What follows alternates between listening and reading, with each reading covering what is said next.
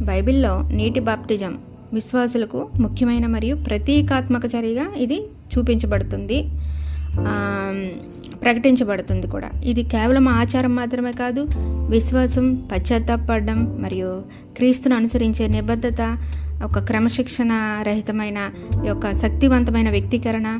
అంటే నీటిలో మునిగిపోయే చర్య పాపానికి చనిపోవడాన్ని సూచిస్తుంది. నీటిలో మునిగిపోయేటప్పుడు, నీటిలో ముంచేటప్పుడు మనం పాపానికి చనిపోవడం అన్నమాట. మరియు దేవుని నీతి మరియు అంకిత భావంతో కూడిన క్రొత్త జీవితంలోకి తిరిగి జన్మించడము. ఇది క్రైస్తవ జీవితంలో ఒక ముఖ్య దశ. ఇది ఒక విశ్వాసి బహిరంగ ప్రకటన. మరియు అంటే మన పాపాలను ఒప్పుకుంటున్నామని ఇది మనం బహిరంగంగా ప్రకటించడం మాత్రమే. మరియు క్రైస్తవ సమాజంలోకి వారి ప్రవేశాన్ని సూచిస్తుంది. బాప్తిజం స్వయంగా మోక్షాన్ని ఇవ్వదు. అంటే ఇది విధేయత యొక్క అర్థవంతమైన చర్య. ఎందుకంటే మోక్షాన్ని ఇవ్వదు అనే మాట ఇక్కడ చెప్పడం జరిగిందంటే మనము మన క్రియలను బట్టి ఆధారపడి